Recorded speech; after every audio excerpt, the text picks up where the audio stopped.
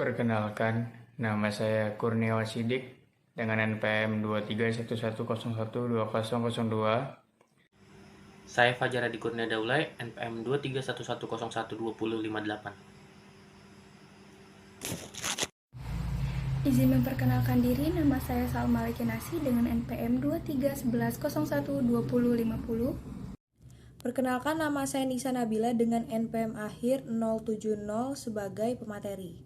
Perkenalkan, nama saya Muhammad Kusuma Wardanu dari jurusan Bisnis Digital dengan NPM 23510122014. Jadi di sini akan menjelaskan tentang privasi dari teknologi informasi tersebut. Privasi teknologi informasi itu adalah konsep yang mengacu pada hak atas kehidupan pribadi dan informasi pribadi individu tersebut yang dapat diidentifikasi atau teridentifikasi seperti nama, nomor telepon, alamat email, nomor lisensi mobil, karakteristik fisik, nomor kartu kredit, dan hubungan keluarga. Nah, informasi pribadi ini harus dilindungi dari akses pengumpulan, penyimpanan, analisis, dan penggunaan yang tidak sesuai. Dilindungi hak privasi yang meliputi hak untuk bebas dari akses yang tidak diinginkan, hak untuk tidak membolehkan informasi pribadi digunakan dengan cara yang tidak diinginkan, dan hak untuk tidak membolehkan informasi pribadi dikumpulkan oleh pihak lain tanpa sepengetahuan atau seizin seseorang tersebut. Kemudian ada pengertian dari teknologi informasi tersebut atau TI ya kita singkatnya, atau dalam bahasa Inggris dikenal dengan istilah information dari teknologi atau IT, adalah istilah umum untuk teknologi apapun yang membantu manusia dalam membuat, mengubah, menyimpan, mengkomunikasikan, dan atau menyebarkan informasi. TI ini atau teknologi informasi menyatukan komputasi dan komunikasi berkecepatan tinggi untuk data, suara, dan video. Contoh dari teknologi informasi ini bukan hanya berupa komputer pribadi, tetapi juga telepon, TV, peralatan rumah tangga elektronik, dan perangkat genggam modern misalnya kayak ponsel dan lain sebagainya ya. Pokoknya yang elektronik-elektronik nih, teknologi informasi itu. Teknologi informasi itu sendiri memiliki kegunaan di berbagai aspek, yaitu yang pertama, bidang pendidikan. Perubahan yang terjadi pada dunia pendidikan dengan adanya bantuan teknologi adalah saling terhubungnya antar negara dalam dunia ilmu pengetahuan, sehingga hubungan di antaranya menjadi semakin mudah dan cepat. Dengan adanya teknologi, maka manusia dapat menghilangkan faktor ruang dan waktu untuk mendapatkan ilmu pengetahuan dimanapun dan kapanpun. Pembelajaran dalam dunia pendidikan semakin berkembang seiring dengan berkembangnya teknologi yang ada. Salah satu bentuk kemajuan dalam dunia pendidikan dengan bantuan teknologi adalah kegiatan pembelajaran telah menggunakan metode e-learning yang dapat disampaikan melalui media elektronik seperti audio, video, TV interaktif, compact disc atau CD, komputer, dan internet. Peran teknologi dalam dunia pendidikan sangat besar karena dapat membantu tenaga dan peserta didik mendapatkan materi pembelajaran berupa jurnal, buku, majalah, dan modul dengan menggunakan perpustakaan elektronik dengan media komputer dan internet.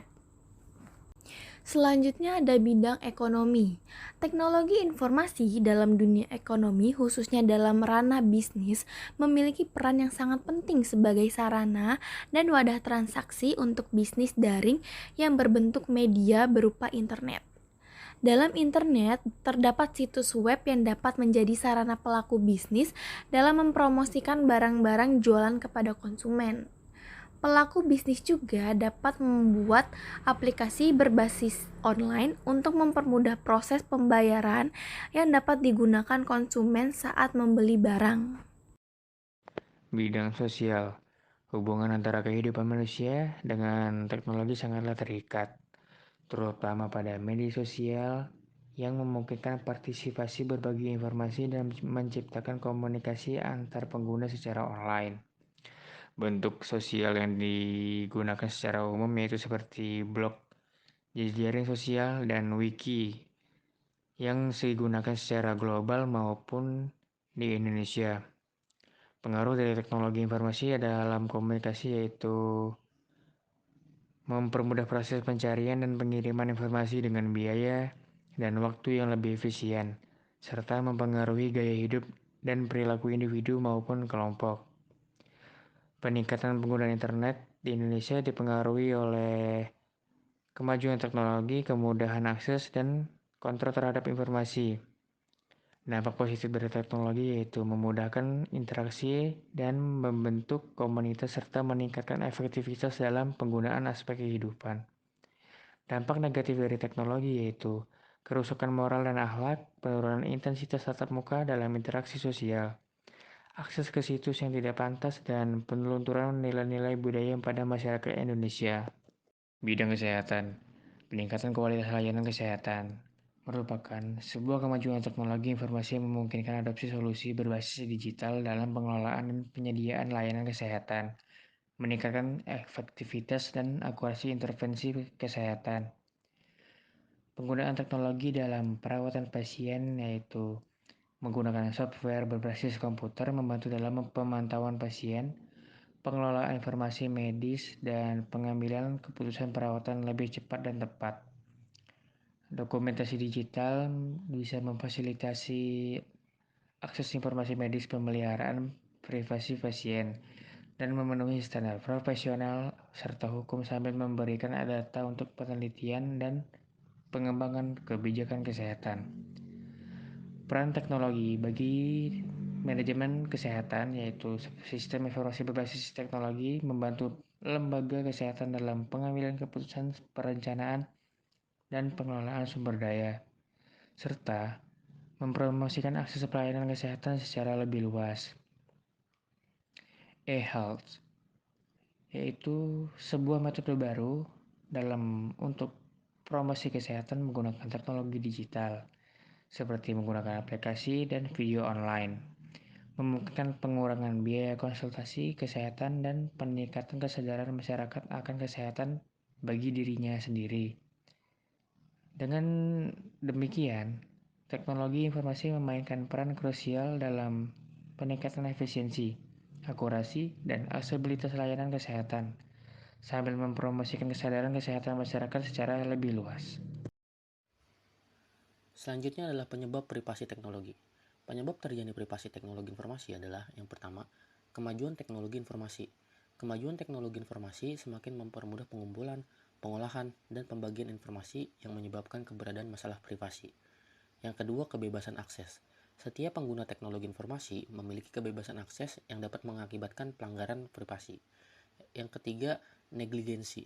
Negligensi pengguna atau penyedia layanan teknologi informasi yang mengakibatkan data pribadi tersebut tersebar dan dimanipulasi secara ilegal. Yang keempat, kebutuhan untuk menjaga privasi informasi. Kebutuhan untuk menjaga privasi informasi berlaku untuk informasi pribadi yang dikumpulkan seperti catatan medis, data keuangan, data kriminal, catatan politik, dan informasi terkait bisnis dan lain-lain. Yang kelima, kebijakan dan peraturan. Kebijakan dan peraturan yang kurang jelas atau tidak efektif dalam mengatur pengumpulan, pengolahan, dan pembagian informasi yang dapat mengakibatkan pelanggaran privasi. Yang keenam, kemajuan ekonomi digital. Kemajuan ekonomi digital yang sangat pesat meningkatkan eksposur terhadap privasi yang membuat hal-hal pribadi rentan disalahgunakan oleh pihak-pihak yang tidak menghargai kebebasan pribadi. Untuk mengatasi masalah privasi dan teknologi informasi, diperlukan perlindungan data pribadi yang kuat, peraturan yang jelas dan efektif, dan pengembangan teknologi yang memperkuat kebebasan pribadi. Selanjutnya, dampak privasi teknologi informasi. Dampak privasi TI antara lain yang pertama, kesejahteraan. TI dapat mengancam kesejahteraan karena membuat pengguna cemas akan kebocoran data. Yang kedua, privasi.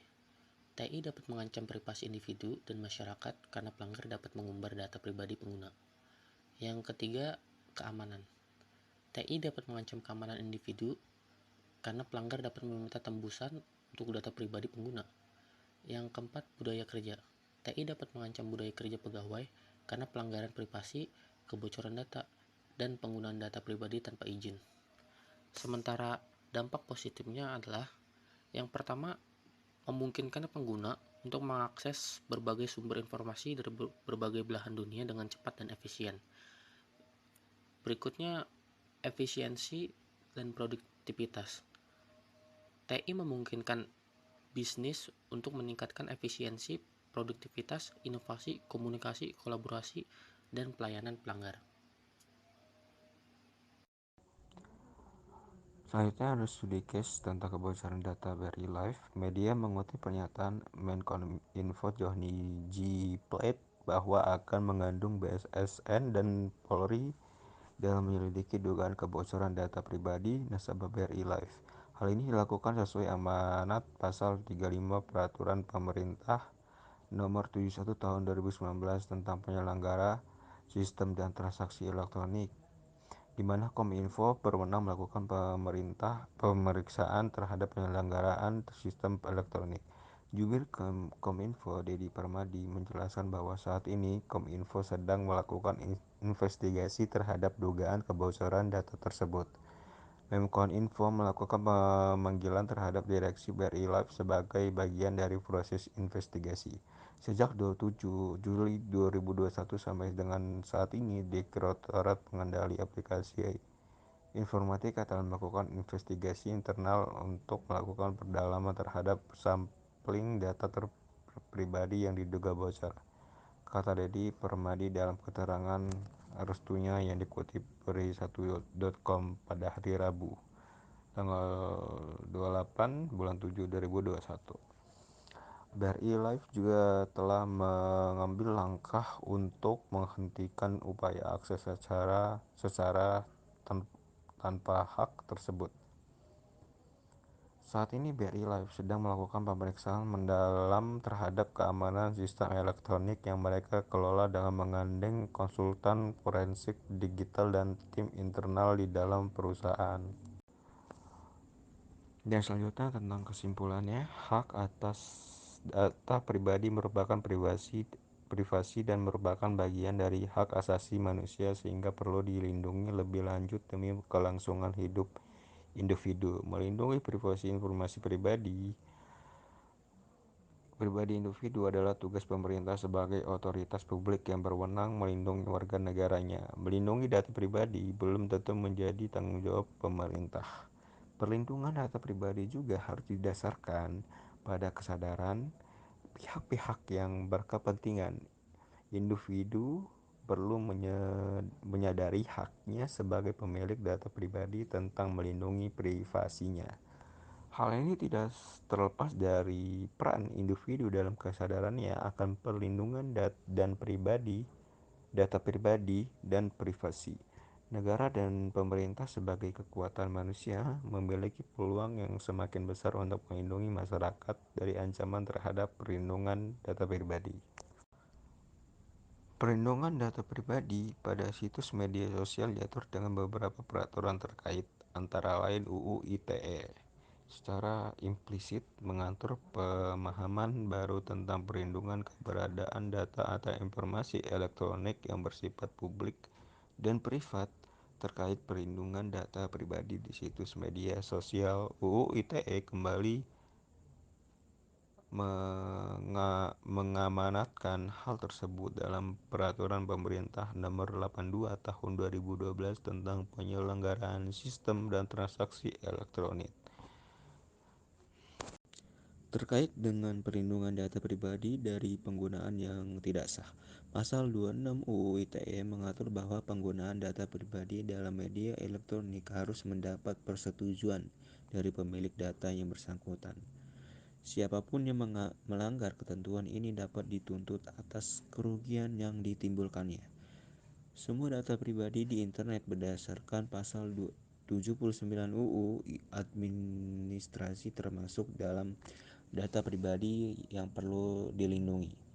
Pengenaan sanksi atas pembagian informasi pribadi seseorang pada situs media sosial dapat dikenakan sanksi administratif dari pemerintah Indonesia sebagaimana diatur dalam peraturan perundang-undangan yang berlaku.